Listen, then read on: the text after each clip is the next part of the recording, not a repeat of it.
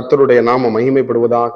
ஆண்டவரும் அருமை இரட்சகருமாகிய இயேசுவின் நாமத்திற்கு மகிமைகளை செலுத்துகிறேன். இந்த புதிய நாளிலே தேவன் புதிய காரியங்களை செய்வாராக. பரிசுத்த தேவனே, எங்களோடு பேசும் இயேசுவின் நாமத்தின் பிதாவே. நாம் எடுத்து வாசிப்போம். மார்க்கு 10ஆம் அதிகாரம், அதுல 42, 43, 44, 45 கூட நம்ம வாசிப்போம்.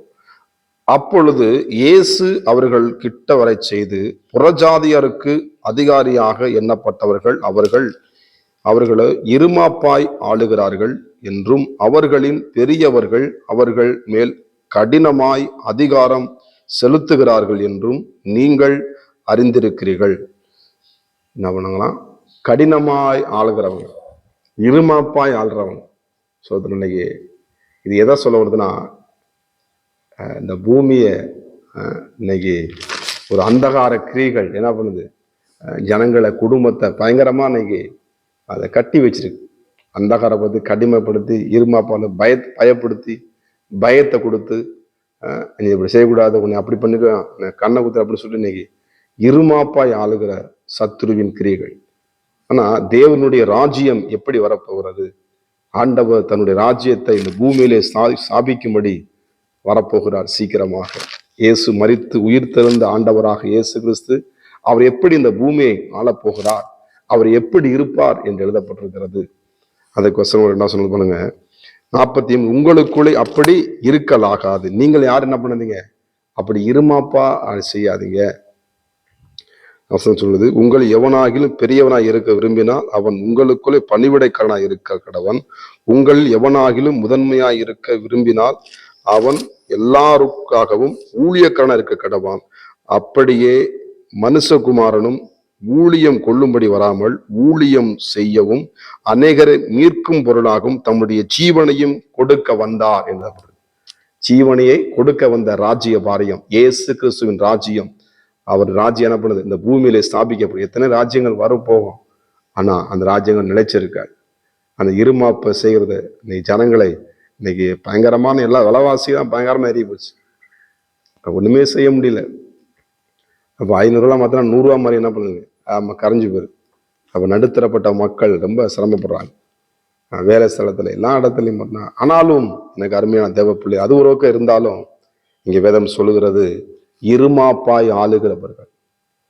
இன்னைக்கு தேசத்தை இருமாப்பாய், இன்னைக்கு உலக நாடுகளை பயங்கரமா இருமாப்புகள், ஜனத்துக்கு விரோதமா ராஜ்யத்துக்கு விரோதமா ராஜ்யம் எலும்பி நின்று இன்னைக்கு பயங்கரமான கடுமையான. ஆனா இந்த 12 சீசர்களையும் ஆண்டுறாரு அந்த காலை கழுவும்படி. ஏன்னா அவங்க யாரும் என்ன பண்ணுவாங்க? காலை கழுவ மாட்டாங்களாம். இப்போ இயேசு கிறிஸ்து அப்போ பார்க்குற யாரும் தான் காலை கழுவும் போது யாருமே கழுவ மாதிரி தெரியல. ஏன்னா அவங்க யாருமே என்ன பண்ணுவாங்க? காலை தொட மாட்டாங்களாம், கழுவ மாட்டாங்களாம். அந்த யூத காலத்தின்படி, இங்கே வளர்க்கறதுன்படி அவங்க காலை கழுவிட்டு தான் உள்ள போவாங்க. ஆனாலும் அங்கே இருக்கவங்க என்ன பண்ணுவாங்க? அந்த ராஜ்யத்தில் அவங்க வாழ்ந்த இடத்துல யாருமே என்ன பண்ணுவாங்க? காலை கழுவ மாட்டாங்க. அப்போ இவங்களாம் அப்படி ஒரு பார்க்கும்பொழுது, சிஸ்டம் பார்க்கும்போது, இப்போ இயேசு என்ன பண்ணார்? கடவுளை இறங்கி வந்து காலை அவன் கழுவுறார்.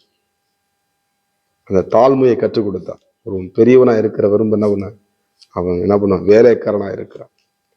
அவங்களுக்கு முன்மாதிரியை வைத்து போன ஆண்டவராக இயேசு கிறிஸ்து. இந்த ராஜ்யம் இந்த பூமிக்கு வரப்போகிறது.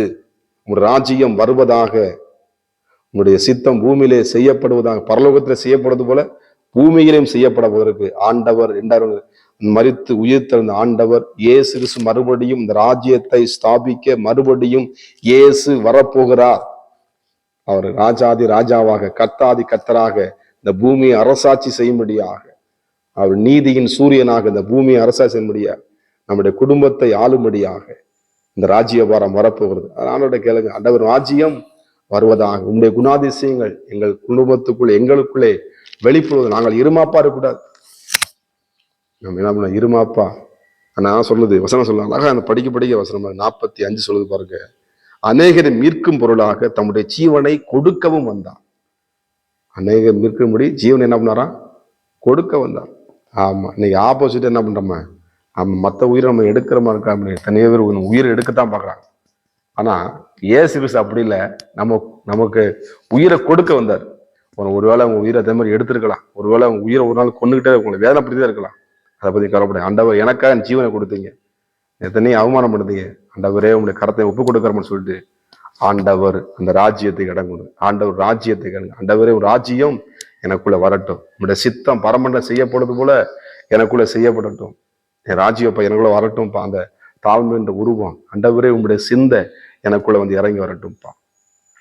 பிசாசு உங்களை இருமாப்பா உங்களை கைட் பண்ணிக்கிட்டு இருக்கானா, அதெல்லாம் ஆண்டவர் என்ன பண்ணுவார், எடுத்து போட முடியும். நீங்க நம்ம எப்படி இருக்க முடியும், நான் நீங்கள் என்ன பண்ணுவோம், தேவ ராஜ்யத்தை வெளிப்படுத்துகிற பிள்ளைகளாக.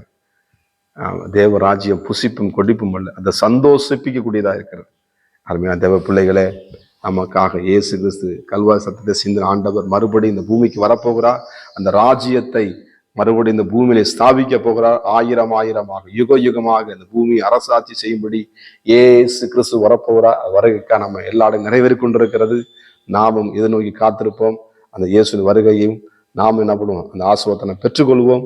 நம்ம ஒப்பு கொடுத்து ஜெபம் பண்ணுவோமா? பரிசுத்த தேவன் எங்களோடு பேசினதுக்கு நன்றி. இயேசுவின் நாமத்தின் பிதாவே, ஆமென். God bless you. கர்த்தர் உங்களை ஆசீர்வதிப்பாராக.